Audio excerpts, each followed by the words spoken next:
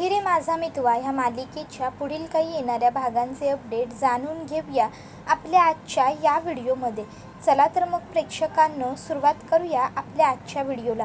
तर आपण इथे पाहणार आहोत की प्रेस कॉन्फरन्समध्ये नम्रताला मान न मिळाल्यामुळे नम्रताला चांगलाच आता संताप होणार। तर दुसऱ्या बाजूला इकडे आता जी मुलगी होती जिने आता अर्णवच्या बाबांवर हल्ला कोणी केला ती मंजुळा, ती सांगणार असताना आता सगळा काही गोंधळ घडणार। मंजुळाला किडनॅप करण्याचा प्रयत्न होणार। आता नेमकं काय घडतं हे सगळं बघूया। तर इकडे आता ईश्वरी आणि अर्णव ह्या दोघांसाठी प्रेस कॉन्फरन्स ठेवलेली असते। सगळे मीडिया वगैरे आलेले असतात आणि आता ईश्वरी व अर्णवला तुम्ही तुमच्या सक्सेसचं क्रेडिट कोणाला द्याल, हे सगळं कसं शक्य झालं हे सगळं विचारत असतात।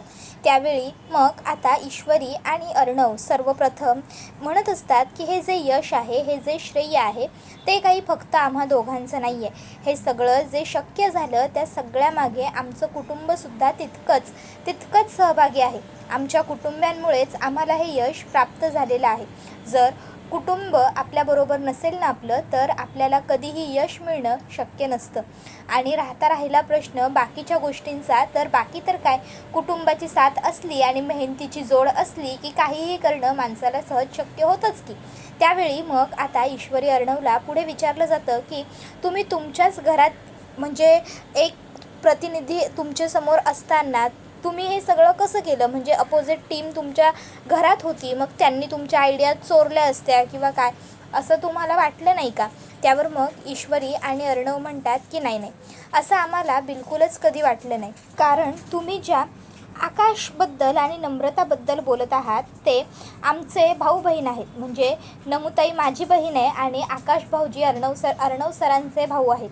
आणि आम्हाला तरी असं वाटत नाही की कुठल्याही भाऊ बहिणीला आपल्या भावंडांचं यश पाहवणार नाही म्हणून। त्यामुळे आमचे जे काही घरात अपोनेंट आहेत असं तुम्हाला वाटतं, ते कधी आमचे विरोधक नव्हतेच, ते कायम आमचे ग्रुप मेंबर्सच होते। आम्ही कायम एकत्रच होतो। आता हे ऐकून इकडे सगळेजण म्हणतात की वा वा, खरंच केवढी चांगली गोष्ट आहे ही। आणि मग आता सगळेजण ईश्वरी आणि अर्णवचं कौतुक करतात की वा, म्हणजे घरात तुम्हाला विरोधक असूनसुद्धा तुम्ही काहीही विरोधकांसारखं त्यांच्याबरोबर न वागता उलट आज त्यांच्याबद्दलसुद्धा चांगलं बोलतात। खरं तर विरोधक हे कायम विरोधच बोलतात, पण तसं नाही केलं तुम्ही। वा वा, खरंच ही गोष्ट तुम्हा दोघांकडून शिकण्यासारखी आहे असं म्हणायला काहीही हरकत नाही आहे। त्यावेळी आता हे सगळं नम्रताला बघून खूप राग येत असतो। तर ईश्वरी म्हणत असते की आता पुरे झाले हे सगळे प्रश्न, आम्हाला आणखीन थोडं एका वेगळ्या विषयावरती इथे बोलायचं आहे। त्यावेळी मग आता मीडियाला प्रश्न पडतो की नेमकं ईश्वरीला काय बोलायचं आहे। मग आता ईश्वरी ही आता सगळ्यांना सांगू लागते की आम्ही ही जी स्पर्धा खेळलो, आम्ही या स्पर्धेमध्ये जिंकलो, या सगळ्यामागे एक खूप महत्त्वाची गोष्ट होती, एक महत्त्वाचे कारण होते, ते म्हणजे आमचं सात्विक फॅशन्स वाचवणं। आणि मग आता हे सात्विक फॅशनसाठी आम्ही सगळं केलं आणि मग ते सगळं कसं घडलं काय, हे सगळंसुद्धा इशू सांगते। त्यानंतर तर लोक आणि पत्रकार हे सगळे आणखीनच इशूचं आणि अर्णवचं कौतुक करू लागतात आणि ते सगळं ऐकून नम्रताला राग येत असतो। नम्रता विचार करते की या सगळ्याला काय अर्थ आहे, एवढी काय हे हिची कौतुक करतायत। जर म्हणजे आकाशने प्रत्येक वेळी चुका केल्या नसत्या, आकाशने जर प्रत्येक वेळी सतत जिजू इशू जिजू इशू जिजू इशू जिजू इशू असं केलं नसतं ना, तर आज आम्ही जिंकलो असतो आणि आम्हीच दोघंजणं खेळलो असतो, तर आज आमचं नाव झालं असतं। पण आकाशमुळे हे सगळं खरं तर घडते। तर दुसऱ्या बाजूला वल्लरी तर आणखीन आगीत तेल ओतायला असतेच। वल्लरी आणखीन नम्रताला भडकवते। वल्लरी नम्रताला म्हणत असते, बघितलंस नम्रता, कशी ही स्वतःची वाहवाही व्हावी म्हणून अजून मीडियासमोर एक गोष्ट सांगते येते। जर खरं बघायला गेलं ना नम्रता, तर आज आकाशमुळे झालं हे सगळं। आकाशने जर या ईश्वरीला मदतच केली नसती, अर्णवचं जेव्हा मशीन बंद पडलं होतं तेव्हा, तर मला सांग काय झालं असतं, कसं जिंकता आलं असतं या लोकांना, जर अर्णवला आउटफिट शिवताच आलं नसतं तर। पण हे सगळं आकाशमुळे जरी झालं असलं ना, तरी ही लोक आकाशला क्रेडिट देणार नाही। आकाशचं क्रेडिट ही ईश्वरी खाणार आणि बघतीयस ना, अर्णव तरी काही बोलतोय का तिला? नाही की नाही. का माहिती आहे का? कारण ह्या लोकांना आहे ना माझ्या आकाशला कधी क्रेडिट द्यायचंच नसतं. बघ, तू तर हिची सख्खी बहीण आहेस, तरीही तुझ्याबद्दल सुद्धा काही बोलत नाही आहे ही. का माहिती आहे? कारण हिने कधी तुला सख्खी बहीण या नजरेने पाहिलंच नाही. हिच्या मनामध्ये कायमस्वरूपी तू विरोधकच होतीस. हिला तू कितीही बहीण बहीण म्हटलंस ना तरीसुद्धा ही कधी तुझ्याबरोबर तशी सख्ख्या बहिणीसारखी राहिलीच नाही. तुम्हा दोघांना काही कळतच नाही. तुम्ही दोघंच साधी सरळ आहात ना, म्हणून तुम्हाला सहज पटकन कोणीही फसवतं, कोणीही लुबाडतं. पण सगळं जग तुमच्यासारखं नाही आहे रे बाळानं. साधं सरळ लोक खूप कपटी विचाराचे असतात. आता आधीच एकतर नम्रताला ईश्वरीचा राग येतोय, त्यात वल्लरी आणखीन जास्त आगीत तेल ओतत चालली आणि त्यामुळे आता नम्रताला आणखीन जास्त राग येत जातो इशूचा, की खरोखर इशू किती वाईट आहे वगैरे वगैरे असं तिच्या मनात येत असतं. तर दुसऱ्या बाजूला जी मंजुळा असते, मंजुळा म्हणजे तीच जी ईश्वरी आणि अर्णवची फॅन तर आहेच, पण त्याचबरोबर आता रमाकांतच्या खुनाची ती आय विटनेस सुद्धा आहे. आता ती मंजुळा सुद्धा तिकडे आलेली असते. त्यावेळी आता ईश्वरी आणि अर्णवने आईबाबांचे फोटो तिथे हॉलमध्येच सेट केलेले असतात आणि आता त्यावेळी ते फोटो मंजुळाच्या नजरेस पडतात. आता ईश्वरी आणि अर्णवच्या आईबाबांचे म्हणजे रमाकांत आणि सात्विकाचे ते फोटो बघून मंजुळा म्हणते की एक मिनिट, म्हणजे हे तुमचे बाबा आहेत? त्यावेळी अर्णव म्हणतो हो, हे माझे बाबा आहेत. त्यावेळी मंजुळा म्हणत असते ह्यांना तर ते, त्याबरोबर आता इशू विचारते ह्यांना तर ते, काय बोलायचंय तुला, बोल ना. त्याबरोबर ती म्हणत असते हे त्या स्पर्धेच्या ठिकाणी आले होते, बरोबर ना? त्यावेळी आता लगेचच ईश्वरी आणि अर्णव म्हणतात हो आले होते. त्यावर लगेच ती सांगू लागते हे त्या स्पर्धेच्या ठिकाणी आले होते, पण तिकडे ना यांच्यावरती एका व्यक्तीने हल्ला केला. त्याबरोबर अर्णव म्हणतो काय बोलतेस तू हे? त्यावर मंजुळा म्हणते हो, मी माझ्या स्वतःच्या डोळ्यांनी ते पाहिलं होतं. म्हणजे काय झालं होतं ना, मी खरं तर तुम्ही दोघंजण जिंकलात म्हणून तुमच्यासाठी सरप्राईज आणायला म्हणून गेले होते आणि त्यावेळी मी तो सर्व प्रकार पाहिला होता. आता हे सगळं काही वल्लरी पाहत असते की मंजुळा कसं ईश्वरी आणि अर्णवला मदत करते, मंजुळा कसं ईश्वरी अर्णवला सगळं सांगते वगैरे वगैरे. आता हे सगळं बघून वल्लरीला तर खूप जास्त भीती वाटलेली असते. ती विचार करते बाप रे, हे सगळं काय घडलं? ह्या मंजुळाचं काहीतरी करायला हवं. जर या मुलीने असंच उद्या पोलिसांच्या समोर सुद्धा पटापट सगळं सांगितलं आणि पोलिसांनी रमाकांतला शोधायचं आणखीन जास्त मनावर घेतलं तर सगळीच गडबड होऊन जाईल. नाही नाही नाही नाही, कुठल्याही परिस्थितीत काहीही झालं तरी रमाकांतपर्यंत कोणीही पोहोचता कामा नये. कारण जर रमाकांत सापडला तर मी काही गप्प लपून राहू शकणार नाही. कारण काहीही झालं तरी तो रमाकांत मला सुखासुखी सोडून देणार नाही. रमाकांत हा मला या सगळ्या प्रकरणामध्ये अडकवण्यासाठी काहीतरी खेळी खेळणार. त्याआधी या मुलीचा बंदोबस्त करायला हवा. ही गोष्ट मीच रमाकांतला सांगायला लागेल. आणि मग वल्लरी आता ठरवते की लवकर रमाकांतबरोबर बोलायला हवं. या मुलीचं काहीतरी करायलाच हवं. ही मुलगी अशी जर पोपटपंची करत राहिली तर आमचं जगणं मुश्किल होऊन जाईल. मग आता वल्लरी ही त्या मुलीवरती अगदी बारीक लक्षच ठेवून असते की ती कुठे जाते, कोणाला भेटत नाही आहे ना, कोणाशी बोलत तर नाही आहे ना.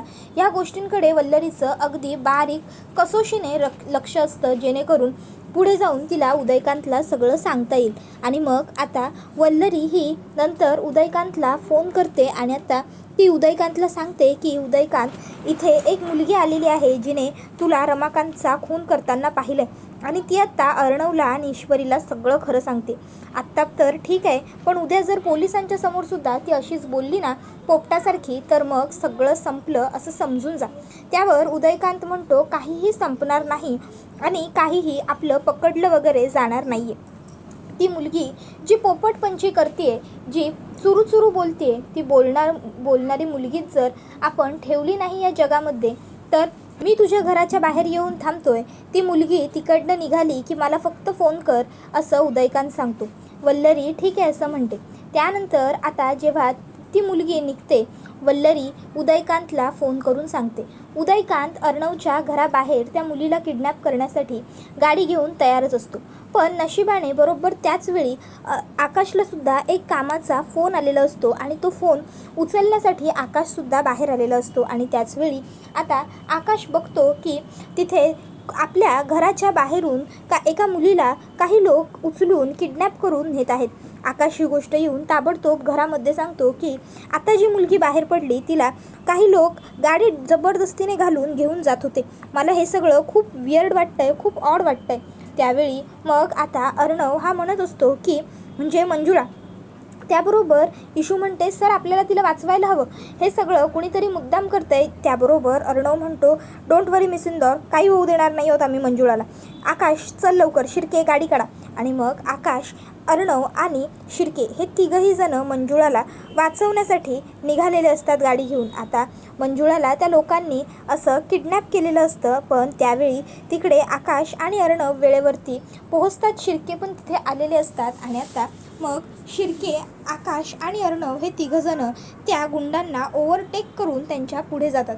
आता त्यातले गाडीतून अर्धे गुंड जे असतात ते खाली उतरतात आकाश आणि अर्णव बरोबर मारामारी करायला. पण दोघं भाऊ काय कमी आहेत का?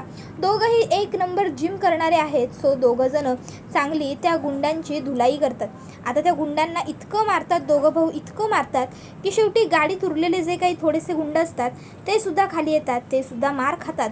अर्णवला आणि आकाशला सुद्धा थोडं थोडं या सगळ्यामध्ये लागतंच. मग त्यानंतर आता आणखीन असंच मारामारी वगैरे करून आकाश आणि अर्णव आणि शिर्के हे तिघंजण मिळून कसंबसं त्या मुलीला सोडवतात मंजुळाला आणि तिला व्यवस्थित सेफ जागी तिच्या घरी पोहोचवतात. तर दुसऱ्या बाजूला इकडे ईश्वरीला मात्र टेन्शन आलेलं असतं. ईश्वरी विचार करत असते की हे काय, अजून अर्णव सर आले कसे नाहीत, कुठे राहिले हे अर्णव सर, काय झालं असेल, मंजुळाला वाचवलं असेल ना अर्णव सरांनी, मंजुळा व्यवस्थित तर असेल ना, काय करू, फोन करू का? मग इशू अर्णवला फोन करते. आता अर्णव फोनही घेत नाही इशूचे. मग तर इशूची काळजी आणखीनच जास्त वाढून जाते. तर दुसऱ्या बाजूला इकडे आपल्या नवऱ्याची काळजी करायचं सोडून नम्रता आकाशला दोष देत बसलेली असते. या आकाशना काय गरज होती तिकडे एवढं वर तोंड करून जाण्याची? प्रश्न जिजूंच्या वडिलांच्या खुनाचा आहे ना. मग जिजू बघून घेतील व हे वागतायत तर असं जसं काही यांना कोणी ऑस्करच देणार आहे जर त्या खुन्याला यांनी पकडून आणलं तर. यांना एवढं काय पडलेलं असतं ना मला कळत नाही आहे. तसंही आधीच आपल्याला इथे मीडिया विचारत नव्हती. आता जर जिजू इकडनं निघून गेले होते तर मीडियाने थोडंफार लक्ष आमच्या जोडीकडे दिलं असतं, आम्हाला प्रश्न वगैरे विचारले असते. पण आकाशसुद्धा इथे थांबले नाही. आकाश नाही आहे त्यामुळे आता इथे मी सुद्धा थांबून काही अर्थ नाही आहे. नाहीतर पुन्हा घरचे करतील लगेच सुरू. ईश्वरी नवऱ्याची काळजी करत जाऊन रूममध्ये बसली आणि नम्रताला तर काही आकाशची पडलेलीच नाही आहे. मस्त इथे मिरवतीये, मस्त एन्जॉय करते असं म्हणायला सुद्धा ह्या घरातले लोक कमी करणार नाही. तसंही सगळ्यांना फक्त इशूच्या नावाची जपमाळच घ्यायची तेवढी बाकी आहे. बाकी तर फक्त इशू इशू इशू इशू ही लोक करतच असतात. तर तोपर्यंत आकाश घरी आलेला असतो. आकाश घरी आल्यावर नम्रता आकाशवर चिडते, तुम्हाला काय गरज होती वगैरे वगैरे, ती खूप आकाशला बडबडते. त्यावेळी आकाश म्हणतो, नम्रता काय झालंय काय तुझं हल्ली, मला ना खरंच कळत नाही. पूर्वी मी ज्या नम्रतावर प्रेम करायचो ना ती अशी नव्हती. तिला कायम ईश्वरीचं चांगलं झालेलं बघायचं असायचं. तिनेच ईश्वरी आणि अर्णव दादाची मैत्री करण्यासाठी मला मदत केली होती आणि तेव्हाच आम्हा दोघांची मैत्री झाली होती. पण आत्ताची जी नम्रता आहे ना ती पूर्णपणे बदलून गेलेली आहे. आता नम्रता पूर्वीची नम्रता उरलेलीच नाही आहे. नम्रता म्हणते तेव्हा गोष्ट वेगळी होती आकाश, तेव्हा मी माझ्या धाकट्या बहिणीचा विचार करत होते. पण आता माझी धाकटी बहीण जर माझी थोरली जाऊ बनू पाहत असेल ना तर मलासुद्धा कुठेतरी जाऊन स्वतःला थोडंफार चेंज करावंच लागणार आहे आकाश. आणि प्रत्येक वेळी माणसाने साधं भोळं राहून चालत नाही. कधीतरी जरा कठोरही व्हावं लागतं. कधी कठोर निर्णय घेण्याशिवाय पर्याय नसतो आयुष्यात. आणि मी कठोर निर्णय घेते म्हणजे मी वाईट आहे असं होत नाही ना आकाश. मी माझा विचार केला म्हणजे मी चुकीची असं म्हणणं आहे का तुमचं? तर दुसऱ्या बाजूला इकडे जी वल्लरी आहे, वल्लरी ही विचार करत असते की काय झालं असेल, उदयकांतने त्याचं काम केलं असेल ना. एव्हाना जर त्या मुलीला किडनॅप केलं आहे तर मग हा उदयकांत माझे फोन वगैरे का उचलत नाही आहे किंवा मला फोनसुद्धा का करत नाही आहे. नक्की उदयकांतने काम व्यवस्थित केलं असेल ना. जर त्याने थोडी जरी माती खाल्ली असली ना तरी यावेळी मात्र सगळी गफलत आणि गडबड होऊन जाईल. असं होता कामा नये. उदयकांत काहीही झालं तरी ती मुलगी हातची सुटता कामा नये. ती मुलगी सर्व प्रकरणाची आय विटनेस आहे, ओरिजिनल आय विटनेस. आणि शेवटी जे सत्य असतं ते सत्यच राहतं. ते कितीही दडवण्याचा प्रयत्न केला तरीही ते कायम दिसतंच. त्यामुळे काहीही झालं तरी उदयकांतने ह्यावेळी त्याचं काम चोख करायलाच हवं. वल्लरी तिच्या विचारात मग्न असताना मामा रूममध्ये येतो. वल्लरी पुन्हा विचारात दिसते. मामा म्हणतो, काय गं, पुन्हा कसला विचार करू लागलीस? म्हणूनच तुला जास्त त्रास होतो. त्यावर वल्लरी म्हणते की नाही, मी कसलाही विचार वगैरे करत नव्हते. मी आपली सहजच तिकडे एका टक बघत बसले होते. तुम्ही खोलीत कोणीच नव्हतात म्हणून. ते सगळं सोडा, मला सांगा, आकाश आणि अर्णव घरी परत आले का? ते काही बोलले का? तर दुसऱ्या बाजूला इकडे आता जी ईश्वरी असते ती अर्णवला आल्याला विचारते, सर, मंजुळा ठीक आहे ना? मंजुळाला तुम्ही व्यवस्थित तिच्या घरी वगैरे सोडलत का? त्यावर अर्णव म्हणतो, हो मिस इंदौर, मंजुळा एकदम व्यवस्थित आहे आणि तिला सेफली तिच्या घरी पोच केलं आहे आम्ही. तुला काळजी करण्याची काहीही गरज नाही आहे. त्यावर इशू म्हणते, बरं, आता तुम्हीसुद्धा जरा चला आणि तुम्हीसुद्धा थोडा वेळ आराम करा. त्यावेळी मग आता अर्णव हा तिला म्हणत असतो, मिस इंदौर, मला त्या मंजुळाकडून सगळं सत्य काढून घ्यायचंच आहे. इशू म्हणते, हो करू, सगळं करू, तुम्हाला हवं ते सगळं. आपल्या बाबांना कुणी त्रास दिला, कुणी त्यांच्या जीवावर उठलं, त्या सर्व गोष्टी तर आपल्याला कळायला हव्याच. त्याबरोबर हा व्हिडिओ इथेच संपतो. व्हिडिओ आवडला असेल तर लाईक करा.